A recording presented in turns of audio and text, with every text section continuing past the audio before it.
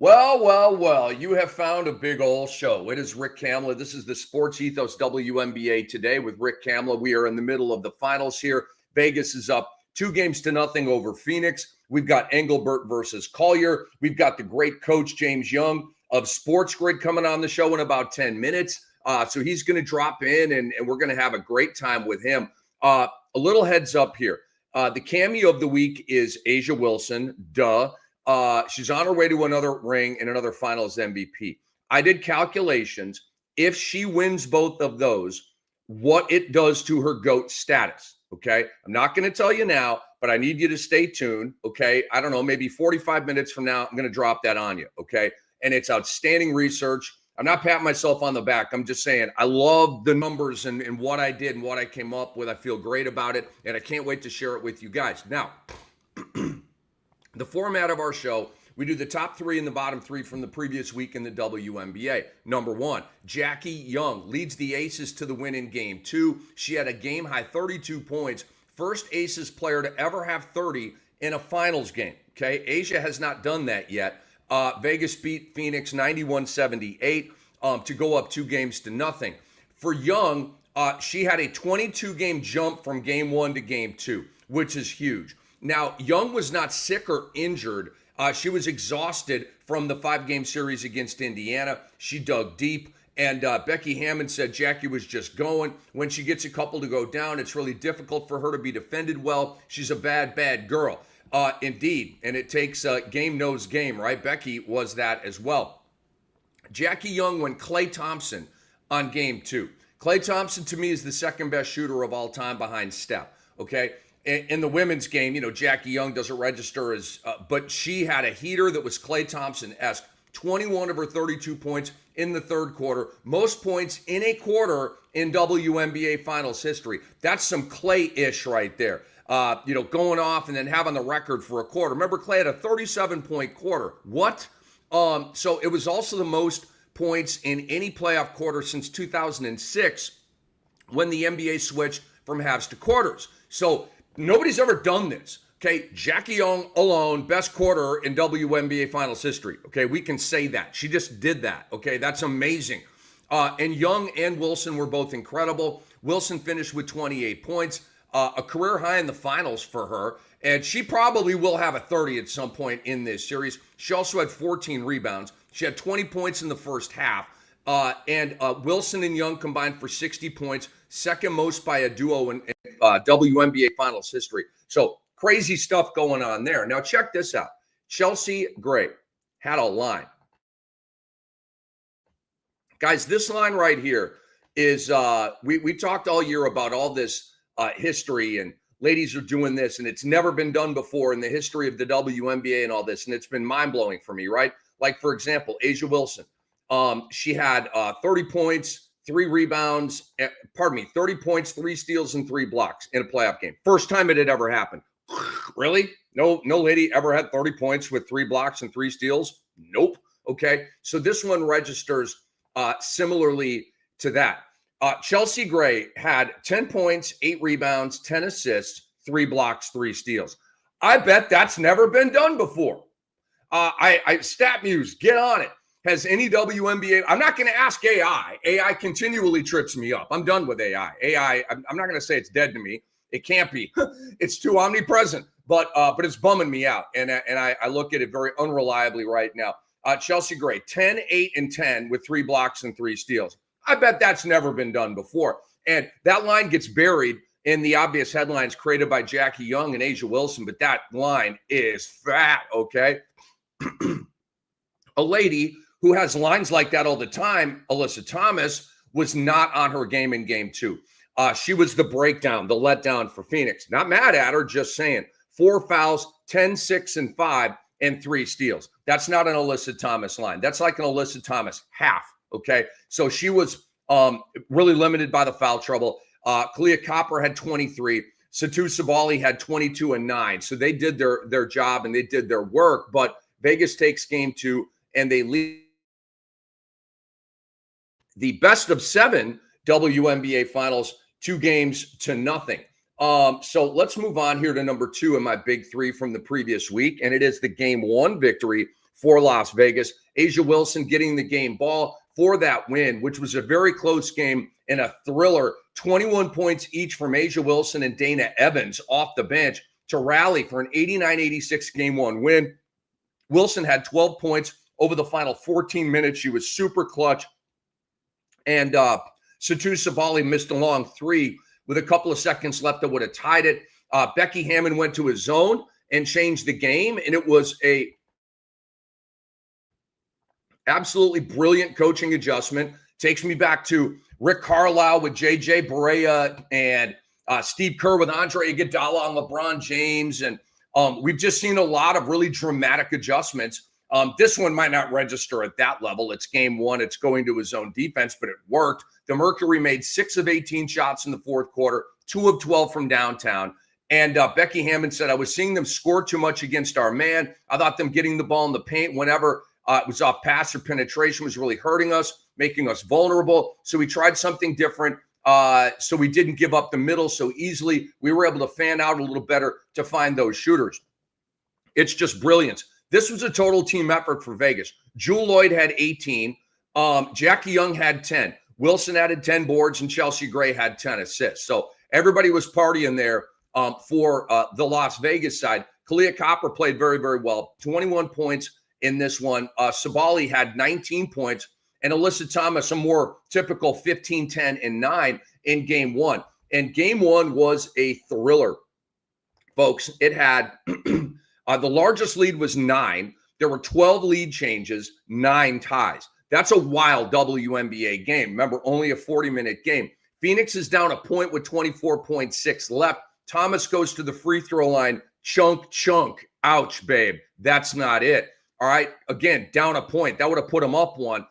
Young was then fouled with 13.5 seconds left. She went bang, bang. Of course she did. Okay. 3-point lead. Then Sabali missed the 3 at the end. And that's how Vegas took a 1-0 lead and obviously built on that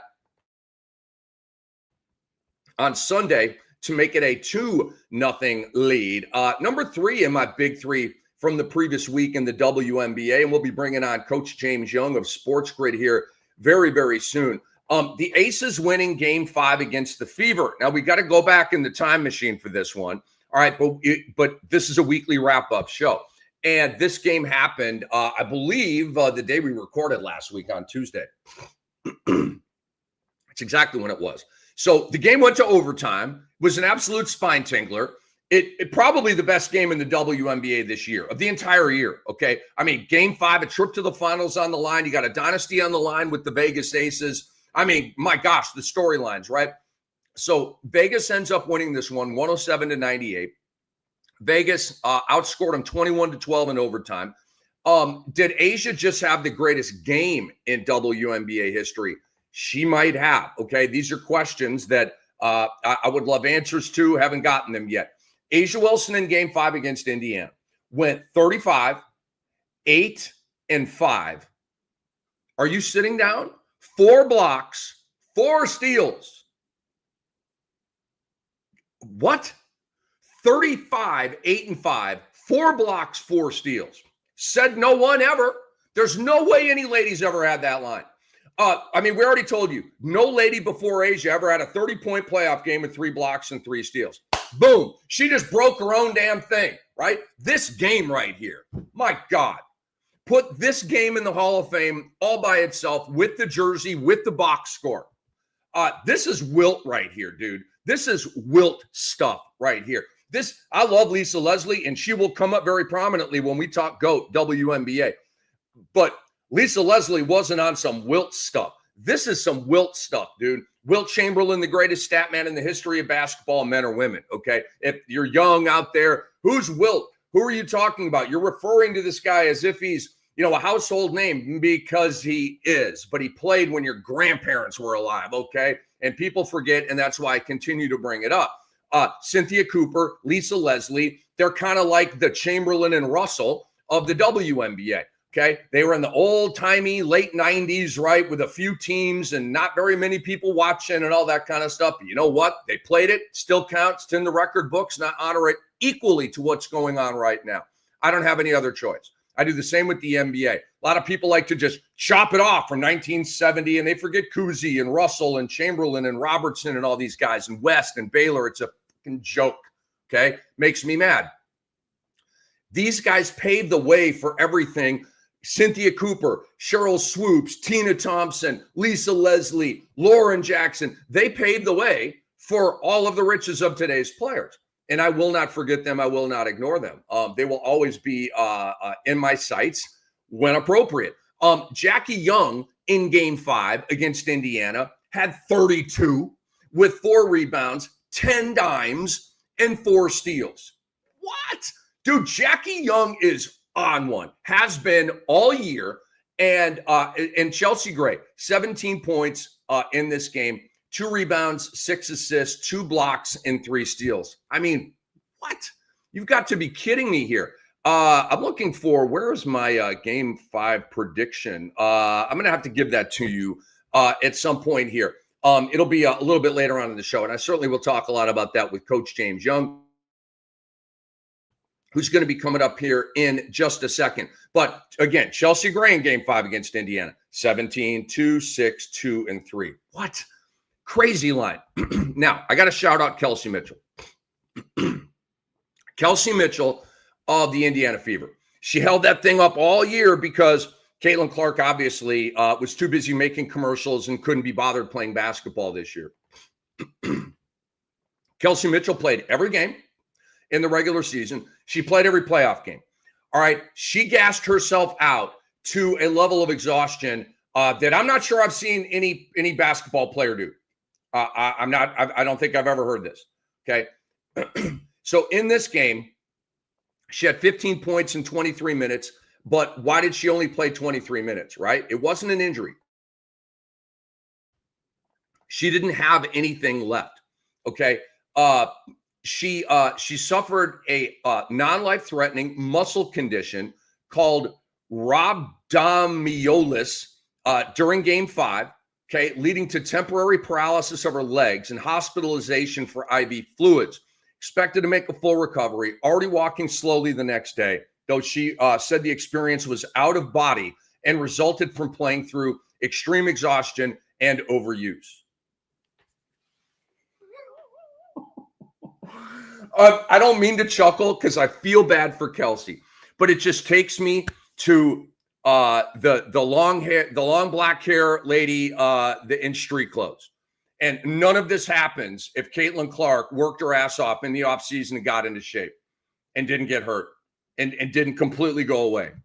And they still might be playing, by the way, right? So, I mean, the ripple effects of Caitlin Clark tricking off the last offseason, okay, are endless. They're endless, okay? It's hurt the league. It's hurt attendance. It's hurt the Fever. It's hurt, obviously, Kelsey Mitchell. Do you remember that playoff game? It was like Luol Deng and Nate Robinson were puking into trash cans. It was like some Boston-Chicago game. It went on and on forever, and it was a deep series, and these guys were throwing up in trash cans and stuff. And I think it might have been one of their players was hurt. It forced them to do all this extra stuff. And, of course, Tom Thibodeau was playing them 45 and a half minutes a game, okay? That's the only other thing that kind of harkens this. But the fact that Kelsey Mitchell was, temporary paralysis because Caitlin Clark doesn't want to work on her body in the offseason? Are you serious? Yes, I made that extrapolation. I did. Okay. So that's what's up, man. That's my big 3. And it is time right now to welcome in Coach James Young of Sports Grid. And I cannot wait to talk with him. I got some cool questions for him. Coach Young, my man, let's go. It is so good to see you. So good to have you back. Happy WNBA Finals, man. Happy WNBA Finals. There's drama on the court. There's more drama off the court. But Rick, as usual, it's great to be on with you. Yes. So, Coach, let's. I've got a whole choreography of some questions here, so let's get into it, man. Because I'm psyched about this and really excited to play tennis with you about the WNBA. Coach, are the WNBA Finals over? And I know the math, 7-game series, it's 2-zip. But in your eyes right now, some people are willing to say, "Yep, it's over. It's Vegas's." Are you ready to say that? No, because I still believe, Rick, just like you as an NBA guy, the series doesn't start until the home team loses. The big thing we have to see is we have to see adjustments come out of Phoenix. Listen, when you're a coach, there's one or two ways you attack a team.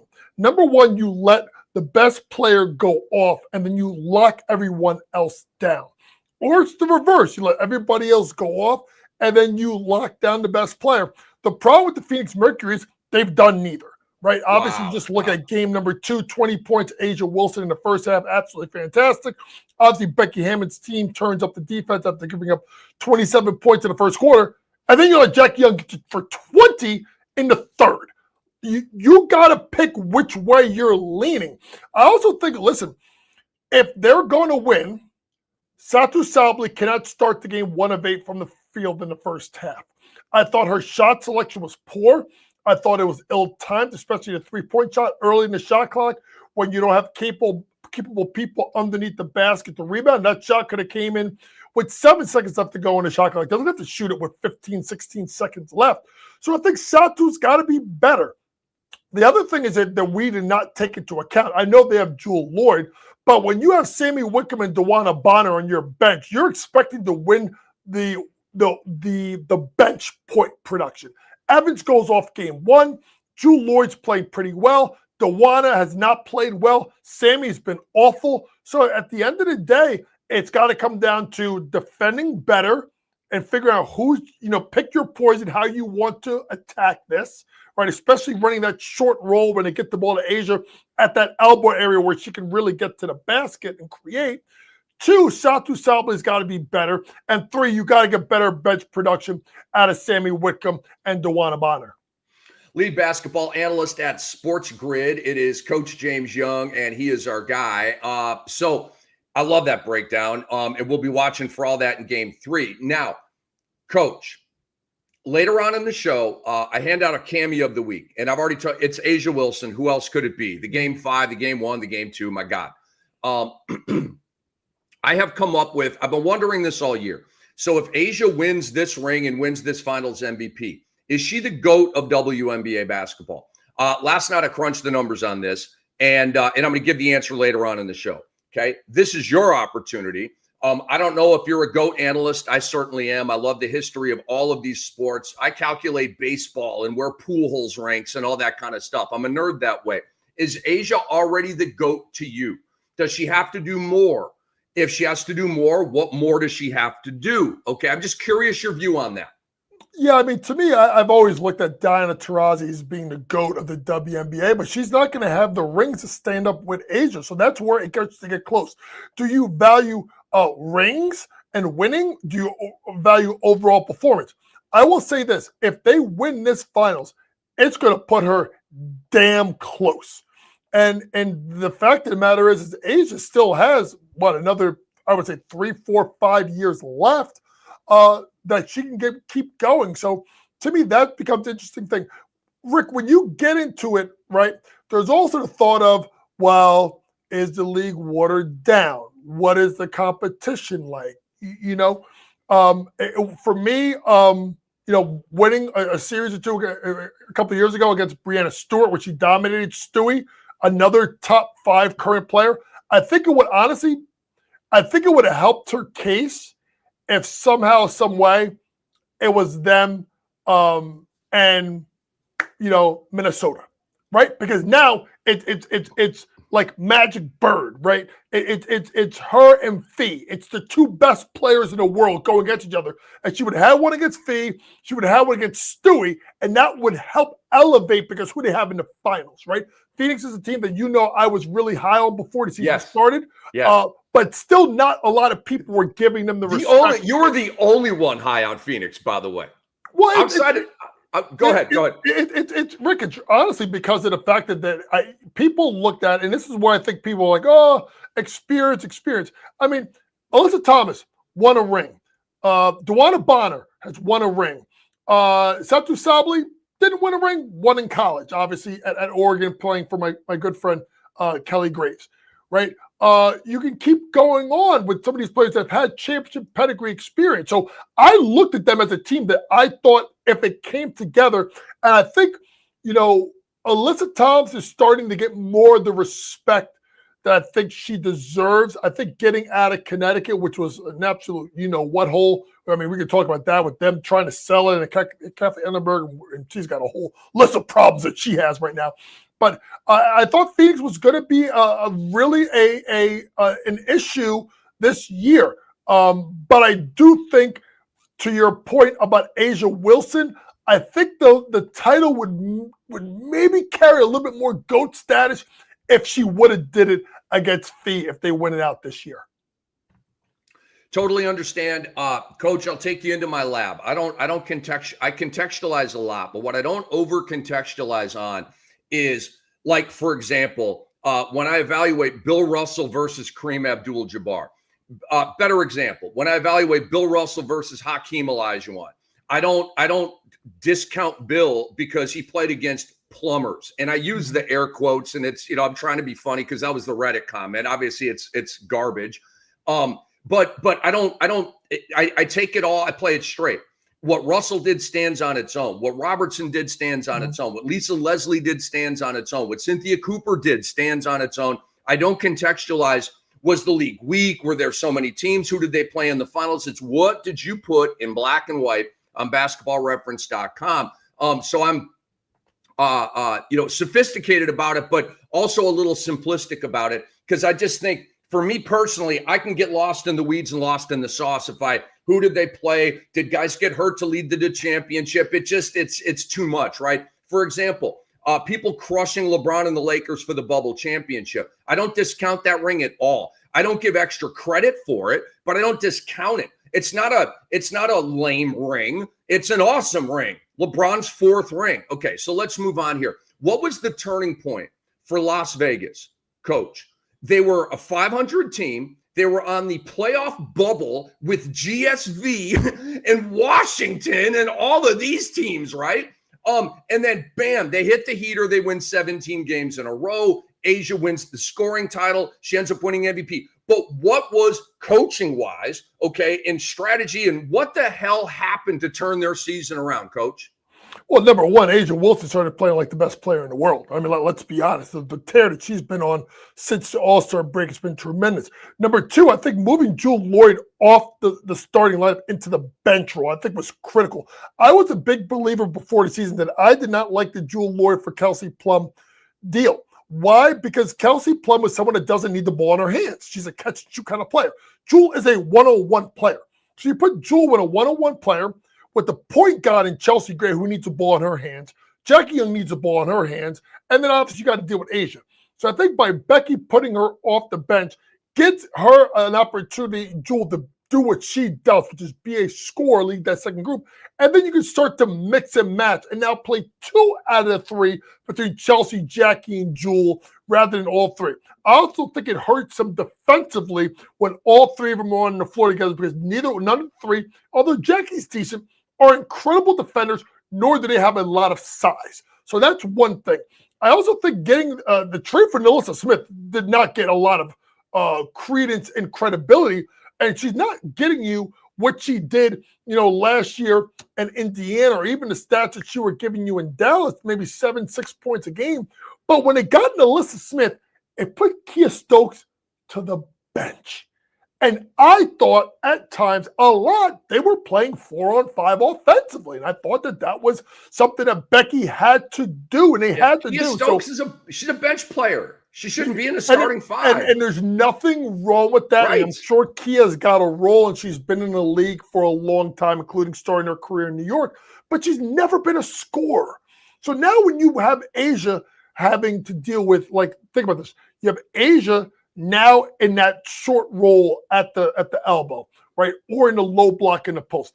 Now you can double big on big. And what you missed out of Kelsey Plum was the spacing. So when she spaces the floor with Kia Stokes, it doesn't bother you as much. Jewel Lloyd is a not a three-point shooter, but I kind of I want to call her like a Chuck Person, right? Rifleman, just let it go. Not she gets hot. High volume shooter, but she could also put it to the deck. So you want to give her a little bit of space. So that takes away spacing. So I think That is what they had to figure out, is put someone a little bit more offensively gifted in Alyssa Smith that could now not allow you to double big on big and kind of give Asia a little bit more room to operate in that short roll at the elbow or in a low block. The All the Smoke podcast needs to get Chuck Person on there, because I haven't seen or heard from Chuck in a long, long time. And he was one of the dudes back in his day, and a great personality too, always woofing out there and talking trash and just a really 1,000-watt player. I would love to hear him talk about the old days. And I would love Vernon Maxwell to be there when he does. Vernon, he takes the show to another level. We are the Sports Ethos WNBA today with Rick Kamla. We have the great Coach James Young of Sports Grid on with us. Coach, how about some betting touts for Game 3? What you got, my friend? I know you got some stuff ready for this. Well, I think one thing that people want to look at right off the bat is we got to know what we're going to get out of Satou Sabally. Obviously, Satou rolled her ankle, landing on Asia Wilson's foot. We got to see what we get out of her. But either or, if Phoenix is going to make a run, Alyssa Thomas has got to score more than 10 points. So I'm looking at squarely Alyssa Thomas to go over 14.5 points. If you take away game number 2, game number 1, 16 points. Previous games, 23, 21, 19, 18, 20, 15.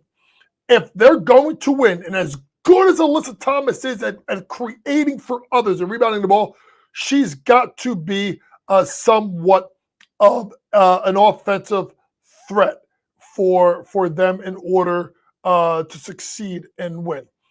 When you look at someone like Satou, if she's not going to score, maybe look at the rebounding props for Satou.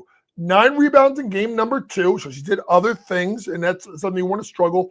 And if you look at it over in, I think it's 7 out of her last 9 games that she's gone over 5.5 rebounds. That's something I would look to with Satou in regards to that. Last one, and it's got a lot of juice. It's the walking bucket. It's Kamla Copper. Over 1.5 3-points made. Now, listen, you're looking at minus 175. So if you want to lay the juice, that's fine with me. But 2, 5, and 3 in the last 3 games. They have to get an uptick of offense, because I'll be honest with you, as much as I think they need to pick their poison, I don't know with the way Vegas is playing if they're going to be able to slow down Vegas. So they're going to have to score. Kamla Copper over 1.5 made threes, minus 175. Shop around. If you want to go 3+ made threes to get yourself the plus money, I would not blame you, because you're going to get Phoenix's best effort in Game 3, Rick, because their backs are against the wall. They are. I don't like the fact that they're favored, though, Coach. What is it? 3.5. I guess when I don't like a line, it usually wins. Like how, right? You've got the Sabally injury. Vegas is rolling. Phoenix played well in game 1 and then not as well in game 2, largely because of Alyssa and the foul trouble. So there's a bounce back factor happening here. The line tells me to play the Phoenix Mercury. And it's counterintuitive, but a lot of times, Coach, we watch 2 games, the team's up 2-zip. We fall in love with that, right? And we forget that the venue changes, the environment changes, the motive. I mean, it's a death game for Phoenix. They know what's up. They lose tonight, it's over. The whole season, the whole run, in game 3. So they're going to really bring it. So my pick for game 5 is Phoenix. I don't like the number. It's a little odd to me, but as I like to say, Coach, when there's a whoa, I go with the whoa. And seeing Phoenix minus 3.5 brings a little bit of a whoa out of me. So I go with that, and it's been very, very successful. So I like Phoenix minus the 3.5. How about you? Yeah, I think with the line being so low, Rick, if you want to get it on money line, just let the game play out and watch it get to 2.5, 2, and let it get that minus 150. Get it to minus 150 right now. If you kind of shop around and look, you're looking anywhere between minus 170 to minus 185 right now, depending on the book.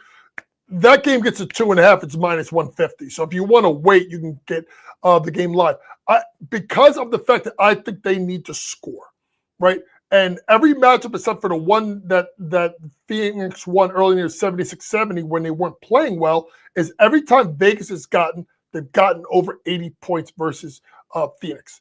I'm looking at over 83.5 points. They got to score. I don't think they have the defensive tenacity to slow this game down and play it at a pace where that is effective. I also think when you look at Phoenix, when they're at their best, it is rebound outlet to Alyssa Thomas, go in transition, Kalia Copper get downhill, create that way. Maybe get Satu go into the basket if she's healthy. So if you're going that way, I think you could play it on the money line and let that thing drop a little bit, or look at the team total over 83.5.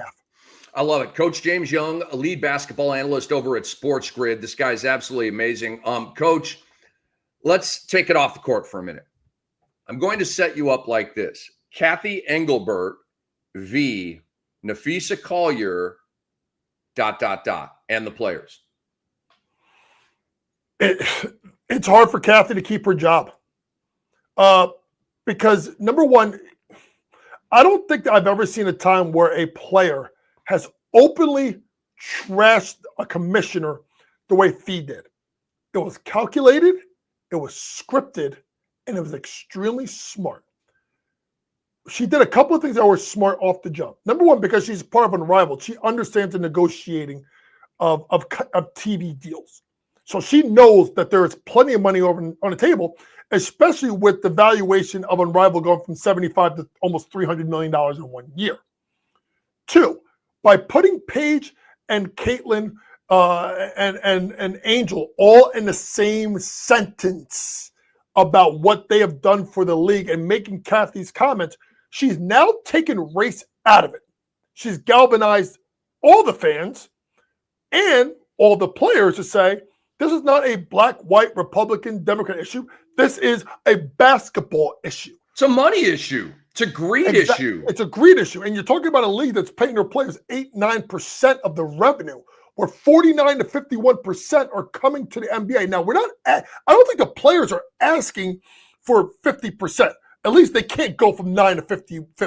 Supposedly numbers have been in the 20s, and supposedly the benchmarks to get to 20%, it's unattainable, right? So what is it? It's simply put, these players can make more money on Unrivaled in literally half the time. The way I see it is this. Top players are making $300,000 a year, I think, in the WNBA. Rick, they got to add a zero to it. They got to push Asia Wilson, Brianna Stewart, Nafisa Collier. They got to be in the $3 million range. Mm-hmm. Right? They have to do it. And the rank and file players should not be making $60,000 either. Well, that's the reason why players come back. Players, stay in school. Right? It's the exact opposite of the NBA. They stay in school because they're making more money in NIL than they could elsewhere. Like, people are talking about the fact that Kathy made a comment that, they need to be grateful for what they get because of. They don't have to be grateful. Like, what are you talking about? I mean, Caitlin Clark was making millions of dollars in NIL. She doesn't need the WNBA. I mean, Paige Beckers had a Nike deal as a collegiate athlete. They were wearing her shoes during UConn's run to win a national championship. The number 2 possible overall pick in last year's draft is Olivia Miles. She may be making 7 figures at TCU. That's not based on the WNBA. That's based on their popularity. Mm-hmm. So they have to pay their players more. And as long as you're getting more money from Unrivaled than you do from the WNBA, that is a problem. Second part, she mentioned the referees. It is a joke. I talk to people that are involved in refereeing. Do you know that Power 4 conferences in college basketball pay referees more money per game than the WNBA does? That's incredible. That is a problem. That's If you talk about the fact that the NBA, those NBA refs, that's all they do. That is their full-time job for the entire year. You look at men's college basketball. I know Power 4 referees. That's all they do besides referee camps. Do you know that the majority of the WNBA officials are either G League or women's college basketball officials? So now you have referees from a couple of different leagues coming in to officiate the game. So there's no uniformity. There's no uniformity of how games are being refereed, right? Then you got to look at the people that are supposedly overseeing the referees, and I don't even know if that person is one of the top rated referees in the WNBA before they got the job. So they have to fix not only the labor negotiations, but they have to fix the product on the court, and that means consistent refereeing, and the best way to do them, pay them also more money. What we're talking about here generally, and absolutely love, that was incredible, Coach Young. We are talking about commissioner malpractice here. And I have been banging on Kathy Engelbert fairly and critically all year long. And when we get off here, Coach, it'll be my turn. And I'm about to go in. I got to ask you about Caitlin Clark. Okay, right. I don't know if you heard me right before you came on, Coach, and this is the last question, and we're going to let you go. Kelsey Mitchell, completely out of gas, exhausted, played every game, played all these playoff games, right? And she's like partially, temporarily paralyzed, has to go to IVs and all this stuff, right? Completely in disrepair due to exhaustion. That does not happen if Caitlin Clark worked her ass off last offseason, got into shape, and was able to play basketball this year. I think she's gone Hollywood. I think she's gone all State Farm, all cashola. And I'm not saying she's left the game behind. I think that she has gotten a little warped in her priorities, okay? Because she doesn't look fat or doughy, but Coach, she's obviously in horrible shape.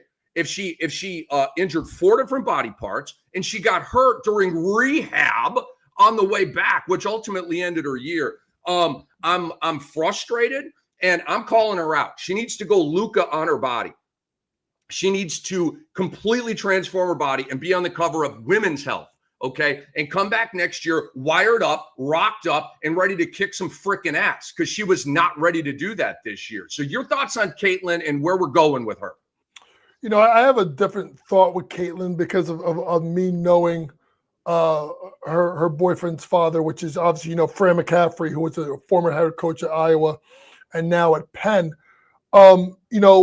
I think that she was worn out after a long year, even though she got that 1 month off for the Olympic break, which I think kind of let her kind of make that run that they had in the second half. I will say this, Rick, and this is just me just like thinking about it. I think there's issues in Indiana. I think there's issues in Indiana with Stephanie White. I got this thought process in my head of, you're not rushing to come back. You're jumping around on the sideline. Is there more to what we possibly don't know? And I'm not saying there is, Rick. I'm just speculating on my own 2 eyes.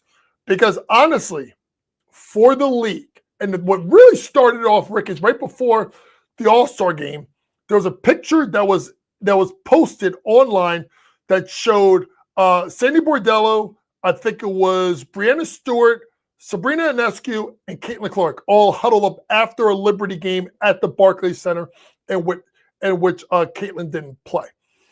And it got me thinking, the league already is abusing this lady, and Stephanie White referred to it. That's their cash cow, how they put them on basically every national televised game. Think about it from a marketing standpoint for Caitlin and for the league. What would happen if she ended up in LA? What happens if she ended up in New York, where New York's obviously there's going to be changes made. And remember, folks, the way with this happens with the lockout, just about every major player in the WNBA is a free agent. Everybody. I'm talking Stewie, Ionescu, Asia, Fee. You can go up and down the line. Just go look and see who's unrestricted free agents because they lined themselves up for 2026 when they thought they were going to get paid with a new collective bargaining agreement. I think there's a little bit of smoke on what's going on in Indiana. I don't know if we're ever going to get to the bottom of it, but Rick, something is fishy and not right. And it's not the injury. I think it's a relationship that could be with Caitlin and obviously Stephanie White. And it's going to be tough for the WNBA because they need her. I mean, think about the stars that they've had. They've had 2 of arguably, Caitlin Clark could go down as one of the 10 best players in the WNBA history when it all goes down, right? They have a top 10, and obviously Tamika Catchings was a fantastic pro for the longest time. I also will say this. She is such a dynamic offensive player. And I'm going to probably get myself into trouble, maybe even with you. But asking me as a coach, who I'm taking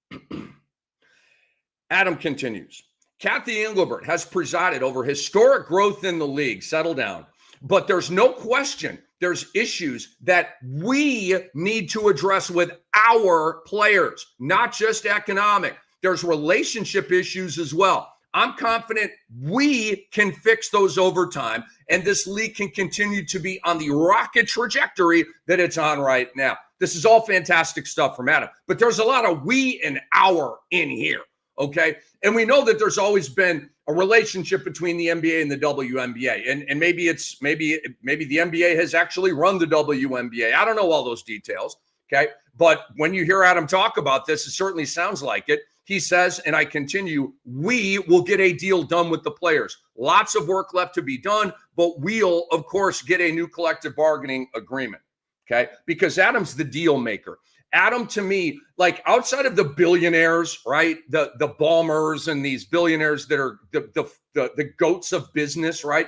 Adam might be a billionaire. I don't know. What I know is Adam's the deal maker, okay? He might not be the best businessman in America. He's one of them, but he's the deal maker.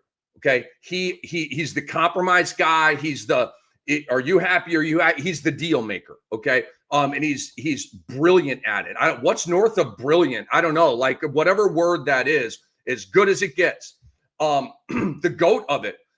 David Stern was not the goat of deal making. He was not. He was very good at making deals, but it was his way or the highway, right? With Stern. It wasn't really a negotiation. It was David Stern with the hammer. Okay. Adam, like it's a collab. It's a partnership. You know, we're all in this together. Like it's the way it should be. Right. And he's hardcore too. Like, don't get it twisted. There's no pushing him around. There's no soft there. But it's just smart. It's reasonable. It's inclusive. It's equality, right? It's all that good stuff, man. Adam's, I don't swear, Adam's the dope shit. He is, man. He gets it, okay? I love Adam Silver. Have for a long time. He used to be my boss for a million years. But Adam, this confidence comes from where, okay? It comes from him. He knows. Get me in there. I'm going to make this work, okay? Because, Kathy, you have screwed this up royally, and now you need the wolf to come in and fix it. And I will, okay? The ladies have tons of leverage now. They have tons of leverage. Adam knows this. He knows that Kathy has her head in the sand, okay? And Kathy doesn't want to even deal with any of this. She's not smart enough to deal with this, okay? She's not. She's proven that. That's why we're here right now. It's because she's not smart enough to do this, okay? Adam is not a greedy guy. Adam and the owners of the NBA share the revenue with the NBA players. That's not greed. That's a collab, okay? And as Coach Young was saying, it's 9% of basketball-related stuff for the players in the W right now. That's gross. That's ridiculous. Is it going to get all the way up to 50? Probably not, but it should, okay? And he was talking about 20%. I ain't doing 20% if I'm Fee and Page and all. I'm just playing unraveled and the WNBA can fold. I'm not doing that, okay? Get me to 40. Get me to 40. You don't have to go all the way up to where the NBA guys are. Get me to 40, okay? And as they've talked about, we need to be a part of the linear growth of the WNBA or the exponential growth, whatever that word is. I don't know. I just don't know. I'm not a business guy. But they want to be part of the growth. So they want the BRI and all that, and then they want calculations put in there, whereas the thing grows, their money grows with it, okay? And that's the way it should be. They're not asking for weird stuff here. This is not even close to unreasonable. This is beyond reasonable, and they should have been getting this for years and decades, okay? But because of the greed of the WNBA, it's an absolute joke. But these ladies have two other options. They have Unraveled and they have Overseas, okay? They also have their national teams, which pays them some money too. All right. The WNBA is so poorly run that there is another league trying to poach them and challenge them. Unrivaled would not be a thing, most likely, if the WNBA were run appropriately. And these ladies were getting paid the money they deserve, like in the millions. And like maybe the 10th woman on the GSV Valkyries is making $100,000, $150,000. I don't know what that looks like. It should be at least double what they're at now. If you're making 50, 60 grand and you're on a court in a huge venue in America, there's something wrong with that. You should not be making normal money in that position. Okay. That's elevated. You're in showbiz. You should be making more money for that. Period. You just should. Okay. And I'm not saying what they're doing is more valuable than cops and teachers and doctors. I'm not saying that. Okay. I'm saying it's show business. Okay. Drake makes $5 million every concert or whatever. It's some insane number, right? Should Drake make $5 million a concert and Kia Stokes makes, I don't know, $375 for this game tonight? Or what? I'm just picking numbers, right? No, that's way out of whack here. Okay. Remember the USFL came for the NFL's money back in the day. How'd that go, Mr. Trump? Do you remember back in the day, the ABA came for the NBA's money? Again, how'd that go? You know, they got swallowed by the NBA. The USFL got swallowed by the NFL. Guess what? Unrivaled is not getting swallowed by the WNBA. Unrivaled might swallow the WNBA. Oh, that might happen. I don't want it to happen. But Kathy Engelbert, she's the worst commissioner I've ever seen, and it's not close. Roger Goodell is awful at his job. The NFL commissioner, he preaches inclusion and equality, and then it never comes to fruition. It's all garbage. It's just he's saying it. Are they buying it? Did they buy that? Wait, they bought it? Are you serious right now? That's Roger Goodell, right? He doesn't mean any of that. And I'll leave that where it is. All right, number 2 in my bottom 3. Nafisa Collier gives the commissioner the Heisman, the commissioner. Fee canceled her meeting next week with Kathy Engelbert. Collier had previously texted Engelbert that she was open to meeting with her to discuss the criticism of Engelbert and all that kind of stuff. ESPN sources say Engelbert's assertion at Friday's news conference that Collier's depiction of a private conversation between them was filled with inaccuracies has pretty much pushed the relationship beyond repair. So Collier called out Kathy Engelbert on some bullshit that she said, and Kathy Engelbert denied it because that's what people in charge do. Deny, deny, deny. That's what the attorneys say. You don't have to accept any of these charges. You don't have to address any of this. Just deny it and just say it's not true. Okay. And because you're in charge, some people are going to believe it just because you're in charge. But there are some smart people out there that aren't just gullible like that, who are still going to be looking at you sideways. But this is what you do. You just deny. Okay. That's the game. It is. Collier said the league failed to sufficiently address issues with officiating, compensation for players, the state of the overall product. Okay. Fee also alleged that Engelbert told her in a private conversation that superstar Caitlin Clark and other young standouts should be on their knees in gratitude for the platform that has been given to them. She said, I did not make those comments. Okay. Again, deny. Fee, number 3 in my bottom 3, went old school on Kathy Engelbert. She played the G card on Kathy. And Kathy, of course, she thinks she's a G. She's not a G. She's a false G. She's a fraud G. Fee says, our leadership's answer to being held accountable is to suppress everyone's voices by handing out fines. Ding! I'm not concerned about a fine. I'm concerned about the future of our sport. At some point, everyone deserves to hear the truth from someone who I hope has earned the benefit of the doubt to fight for what is right and fair for our athletes and our fans. Fee's taking me back to the 60s with this stuff, and I wasn't alive for it, but I studied it, okay? This is awesome, absolutely awesome, and this cuts to the core of society and humanity as well. It does. This is people who have been less privileged, and they're fighting for it. Okay. And they should get it. They shouldn't have to fight for it, but they're put in a position. They're put in a position where they do have to fight for it. Okay. You guys know I'm an old school hippie. I'm a tree hugger. I'm an equality guy. I'm all here for women's rights and people of color coming up and getting theirs. I'm here for it, even if it means less for me. Okay. Because it's not reasonable and it's not fair for people of this color to always win and always get everything. And that's been how it's largely been, okay? It's not fair, it's not right. I don't want to live that way, okay? And I preach it. I'm all for, doesn't matter your color, doesn't matter your age, men or woman, okay? Let's all go for it, and who gets it, gets it. It's not about, there should be a preference, there should be a privilege, there should be somebody with a little leg up. And I know that's the reality of life, but I got one world, I got one container, and I've got one sort of, little universe that I'm in, right? Okay. And this is how I treat it. This is the stuff I like to put out into the universe. The good stuff. Okay, Fee continues. We have the best players in the world. We have the best fans in the world, but right now we have the worst leadership in the world. Oh, let's go. Because she's right. And Kathy Engelbert's like, I just got called out as the worst commissioner of all time. And Kathy Engelbert's like, she's got a point. She's got a point. I don't know what to do here. Resign is what you should do here, Kathy. Let Adam come in as the interim commissioner, strike a deal with these ladies. I don't know. You can go be a cashier at Publix or something, Kathy Engelbert. I think you could do that job. Okay. God bless the cashiers at Publix. I'm just kind of picking a job, right? But she's clearly not qualified to be the WNBA commissioner.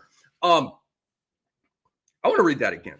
We have the best fans in the world, but right now we have the worst leadership in the world. Fee, that's a bullseye. If I didn't know exactly what the job entailed, maybe I wouldn't feel this way. But unfortunately for them, I do. This is what Coach Young was talking about with Fee's being a co-founder of Unrivaled and being in all those meetings and negotiating stuff, right? Fee knows business, okay? She knows commissioner stuff. She's a co-founder of a league, okay? This is like not all foreign to her. This is the best criticism of Kathy Engelbert. It's even better than the criticism I'm levying, and I know what the hell I'm talking about with this too. I've covered sports for 40 years, actually 30 plus years. She said, we serve a league that has shown they think championship coaches and Hall of Fame players are dispensable, and that's fine. It's professionol sports. But I will not stand quietly by and allow different standards to be applied at the league level. Okay, this is brilliance from Nafisa Collier. Kathy Engelbert said in response, my focus remains on ensuring a bright future for the players, bullcrap, and the WNBA, including collaborating on how we continue to elevate the game. The collaborating part is bullcrap.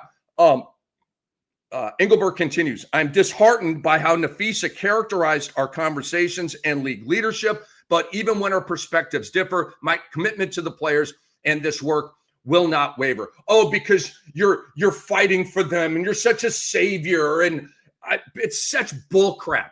Kathy, nobody believes this.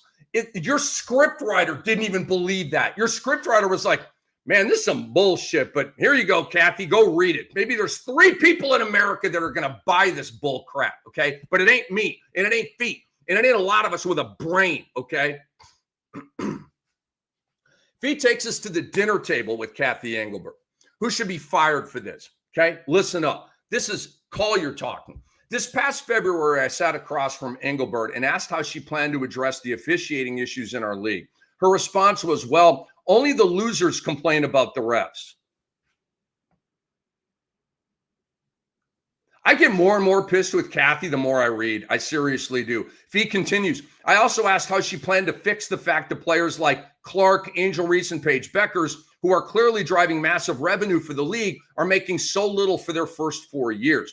Her response was, quote, Clark should be grateful. She makes $16 million off the court because without the platform that the WNBA gives her, she wouldn't be making anything. And in that same conversation, Fee said that Kathy told her players should be on their knees thanking their lucky stars for the media rights deal that I got them.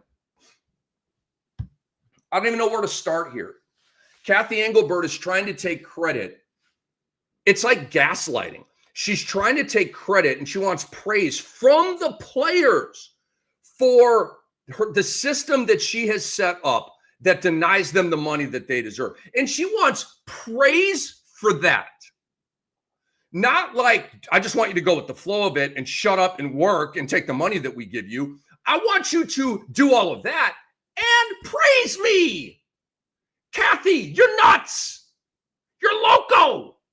You've lost it. Are you out of your mind? What's happening here? The players should be on their knees thanking their lucky stars for the media rights deal that I got them. You know what? They would be on their knees thanking their lucky stars for the media rights deal if they were getting the appropriate money from it. I'm telling you, this stuff brings the passion out of me, man. Nafisa Collier does not need the WNBA. Guys, I love the WNBA, okay? I love the history of it. I love where it's at right now. I love the spike of the WNBA. I'm super psyched about it, okay? It will bother the hell out of me, and really, it'll really bum me out if the WNBA crumbles or if there's a work stoppage or something. But that's where we're headed. That's where we're headed. Prepare yourself for it, okay? When something bad's coming, you might as well prepare for it, okay? Don't be all disappointed and butthurt when it happens, okay? That's why you prepare for it. People down here in Florida, hurricanes coming. You got to prepare for it. Oh, you didn't prepare for it? Oh, the Cat 5 is up your butt right now and you didn't prepare for it? You're up a bleak creek without a paddle, okay? Got to prepare for it. And then you're not disappointed and you're not caught off guard, okay? So let's prepare for this. And let's prepare for the unraveled league to eat the WNBA. That's where we're headed. Nafisa Collier is both the vice president of the WNBA Players Association and the co-founder of Unraveled. Okay, that was recently valued at $340 million. And they have signed Paige Beckers, which will help them make even more money. All right. Unraveled recently signed a collection of talented players amid reports that the league made $30 million in revenue in its first season last year. Did the WNBA even pay $30 million in salaries for every single player in the league this year? I don't know that number. I doubt it, though. Like Coach said, the top players in the dub are making $300 grand. Okay. So all of the players, does it add up to $30 million? Probably not. Probably not. What these players need to do, it's very, very simple. They need to take their ball and play unraveled and not play in the WNBA and sit with their arms crossed. Not good enough. Not good enough. Not good enough. Be a robot. Be Kawhi Leonard about it. I love you, Kawhi, but like be Kawhi Leonard about it. Not good enough. Not good enough. Try again. We'll see you next week. Just keep denying the offers. Just keep denying the offers. And then guess what? The league's going to crumble. The networks are going to take their money somewhere else. The sponsors are going to take their money somewhere else. The league's going to crumble. Because we know that networks and sponsors proliferate these leagues. That's fact. Everybody knows that. The leverage is on the side of the players here. They have other options. This is some dumbassery. This is like sports league suicide, what's happening right now. If the WNBA insists on being stubborn about this, they're going to kill their own league. They're going to cannibalize their own league. And Kathy Engelbert will like be eating her arm and her leg. She'll be eating her own body. That's and I'm not sorry about that visual, because right now, as inflamed as I am, I'm cool with that visual right now. But that's euphemistic, obviously. But nevertheless, I think euphemistically bang on. All right, let's move on here. I'm excited about this part of the show. It's Cammy of the Week. Goes to A'ja Wilson. We talked about it. Her game 5 against Indiana, her game 1 against Phoenix, her game 2 against Phoenix, works of art. All right. I did some crunching here. All right. If A'ja Wilson wins this championship, and it looks very likely that she will, and she will win Finals MVP. I know Jackie Young stole the day in game 2, but Asia's going to win Finals MVP. She's going to have the best numbers. So here is my Mount Rushmore. And I got to take you into how I do this. Okay. I've got a GOAT meter. The GOAT meter is the combination of rings, Finals MVP, and MVP. All right. And that's it. No All-Stars, no All-NBAs, no Rookie of the Year, no other awards. Okay. All of that stuff is important, but it's not integral to this conversation. This is the GOAT of WNBA basketball. The things that matter most are championships, Finals MVPs, and MVPs. Okay. And then to me, counting numbers. Pardon me 1 second. You won Rookie of the Year. Cool. You won Rookie of the Year. That is not going to pivot me in a debate between Candace Parker and Diana Taurasi. It's not. And that is a great debate for me in this overall debate. Let me cut to the chase here. Let me give you the headline. If A'ja Wilson wins this ring, her third, a dynasty, and if she wins Finals MVP, okay, she will have a GOAT meter of 9. The GOAT meter, again, the combination of rings, Finals MVP, and MVP. A'ja Wilson right now is at 2 rings, 4 MVPs, 1 Finals MVP. Okay. If she gets a third ring and a second Finals MVP, her GOAT meter will be 9. Okay. You're wondering right now, who's the all-time GOAT meter, Cam? It's Cynthia Cooper. okay, who tricked off 4 in a row, first 4 years of the WNBA, really the only 4 years of her playing career. And then she went into coaching and came back for 4 games at the end, and it was just kind of over. Cynthia Cooper's at 10. All right. 4 rings, 2 MVPs, and 4 finals MVPs. She won finals MVP every time, and she had Tina Thompson and Cheryl Swoops. What the hell, man? Cynthia Cooper, we're not worthy. I love Cynthia Cooper. Cynthia Cooper is on my Mount Rushmore of WNBA players. She has the best GOAT meter in the history of the WNBA. Okay. And she doesn't have the counting numbers. She doesn't. She played 4 years. I'm not going to discredit her for that. Okay. She's the George Mikan of the WNBA, the first champion. She's the Babe Ruth of the WNBA. That's got to be honored. And she does have the highest GOAT meter. And she did it in 4 years. 4 years. 10 on the GOAT meter. That's insane. Nobody's ever going to do that. Nobody's ever going to do that. I mean, Asia didn't do it. I probably shouldn't say never, but I find it hard to believe anybody's going to do that. In a 4-year span to rack up 10 on the GOAT meter. 4 rings, 4 finals MVP, 2 MVPs in a 4-year span. Go. That's your challenge. Paige Beckers, Angel Reese, Caitlin Clark. That's your challenge. Go do that. Go try a 4-year period where you can just do that. And I know the league was different back then, but I like I said, I don't over-contextualize that. I just give credit where credit is due. All right, Cooper is on the Mount Rushmore. Lisa Leslie is on the Mount Rushmore. Lisa Leslie has a GOAT meter of 7. Okay. By the way, Asia Wilson right now has a GOAT meter of 7. Asia Wilson's on the Mount Rushmore right now. Okay. The question is, does she become the GOAT? Okay. She does. If Asia Wilson wins this ring in this finals MVP, she'll have a GOAT meter of 9, and she will become the GOAT for me. And why would she become the GOAT over Cynthia Cooper with the 10 GOAT meter? Because then I go to the counting numbers. And Asia Wilson's numbers they're the best in WNBA history. Not total-wise, but average-wise, and like the game stuff she's done, the season stuff that she's done. She's breaking all the records, okay? She's going to go down as the greatest stat lady in the history of the WNBA. So she would get the nod then. So if Asia wins this ring and this finals MVP, and she's got to win the finals MVP too, okay? That's important here, and it's not a guarantee. She got to win finals MVP too. That takes her GOAT meter to 9, 1 off of Cooper, way better stats than Cooper. Boom, she's the GOAT, okay? Makes sense? Lisa Leslie is on this as well. Like I said, GOAT meter of 7, 2 rings, 3 MVPs, 2 finals MVPs, okay? And her counting numbers are great. 13th all-time in points, 6th in rebounds, 3rd in blocks, 22nd in steals. My God. Lisa Leslie's on the Mount Rushmore. And then it comes down to a great debate between Diana Taurasi and Candace Parker, okay? Because we have these ladies, Cooper with a GOAT meter of 10, Cheryl Swoops with a GOAT meter of 7, which is impressive, Breanna Stewart with a GOAT meter of 7, Wilson, and then Leslie. You got to drop down a tier here. Diana Taurasi and Candace Parker have a GOAT meter of 6. Maya Moore does as well, okay? Maya, 4 rings, MVP, finals MVP. Candace Parker, 3 rings, 2 MVPs, 1 finals MVP. Taurasi, 3 rings, 1 MVP, 2 finals MVPs. Lauren Jackson, she has a GOAT meter of 6. 2 rings, 3 MVP, 1 finals MVP. Lauren Jackson's counting numbers are a bit weird because of the lack of assists and steals.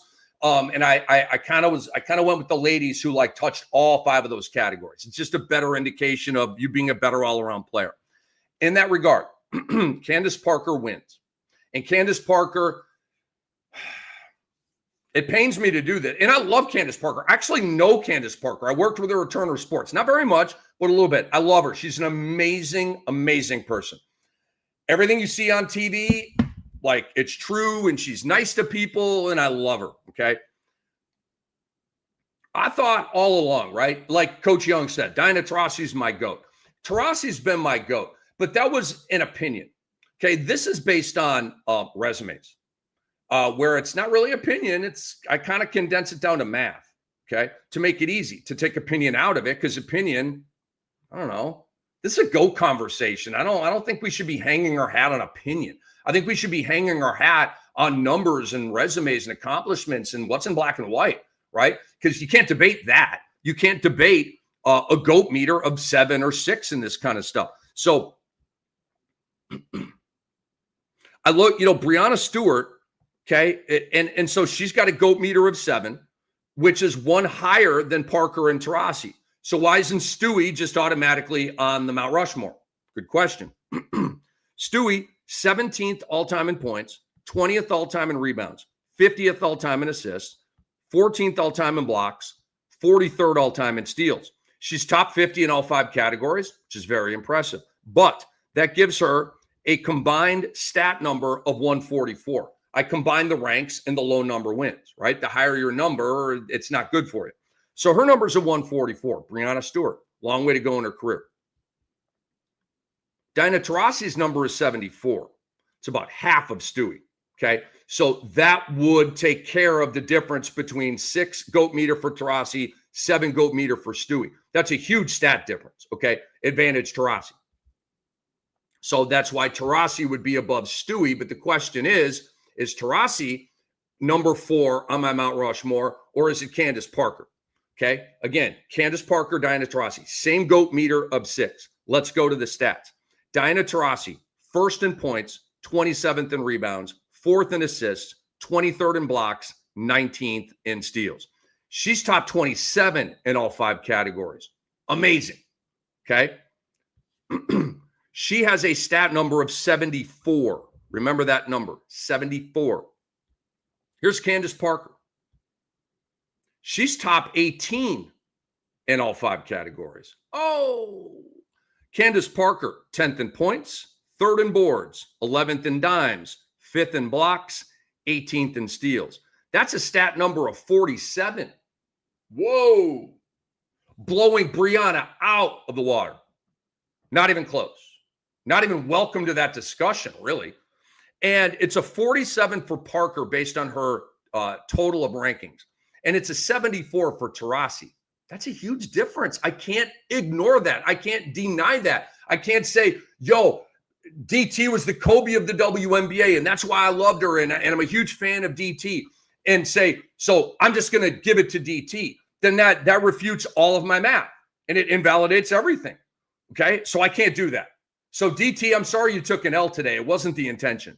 But hopefully you understand. I'm not sure you're even watching this. Maybe you are. That'd be cool. But Candace Parker is number 4 on my Mount Rushmore. And I say that with pride and honor and glee, right? I just didn't think that's how this was going to go. And as a guy that does historical research studies, I do have ideas going in. They don't shape the research. I think this is how this is going to go, right? Just maybe preconceived notions. They're not driving anything, and they don't like overpower stats to get me. No. Like I just said, I thought DT was going to be very safely on this list, right? She's not. She's the first person off. Okay. If I did a top 5 WNBA players of all time, DT is number 5. Okay. Just like Kobe. Coincidentally, Kobe's number 5 on my all-time NBA list. Kind of cool. I didn't realize that until now. But my Mount Rushmore of WNBA players all time is Cynthia Cooper, Lisa Leslie, Asia Wilson, and Candace Parker. There you go. There you go. And that is stat-based. That is accomplishment-based. That is not fanboy at all. Okay? And so Asia Wilson, already on Mount Rushmore, and just one more time, if she wins the ring and wins Finals MVP, takes her GOAT meter to 9, she will pass Cynthia Cooper as the greatest of all time in WNBA history. I still got to call Coop the GOAT. I do. I know it's a super small sample size, but I got to call her the GOAT. I mean, she's got the highest GOAT meter. She played 4 years, and that's it. 4 years, and she did all this. It's just mind-boggling, okay? So she's the GOAT for me right now. But I think Asia Wilson in about a week is going to get that status from the great Cynthia Cooper. And that is the world according to Cam. That is the Cammy of the week, and that wraps up our show. I want to tell you guys a couple of things. Please go to your app store and download the SportsEthos app. It's completely free, and it's awesome. It's all the player news you need for fantasy basketball, fantasy football, fantasy baseball, continuous player blurbs. They have players there you've never even heard of. That's how comprehensive it is, okay? Check that out. Also go to sportsethos.com and read our stuff. Please subscribe. We really would appreciate that. The Brewski 150 is there. It's the best fantasy basketball ranking in the biz. My pop players are live right now. Dr. Ray's My Guys article is going to be live later on this week. It's the best fantasy content out there, period, bar none. And that's baseball, football, and basketball. And our subscriptions are nicely priced for you. So, and there's different tiers and stuff like that. So please go to sportsethos.com and check out our work. Please follow us, the Sports Ethos WNBA Today. Please plug in and subscribe to that. And please subscribe to the Sports Ethos YouTube channel. We appreciate you and greatly love you, as well as Coach James Young for joining us. He the man. We appreciate you all. Big thanks to Andre Lemouche for his help right here and all the stuff that he does every single day. I will see you guys next week with perhaps the wrap-up. It might not be the wrap-up of the WNBA season. Depends on if the finals are over or not. But regardless, I will see you next Tuesday, 11 a.m. Eastern time, with the Sports Ethos WNBA Today with Rick Kamla. Goodbye for now.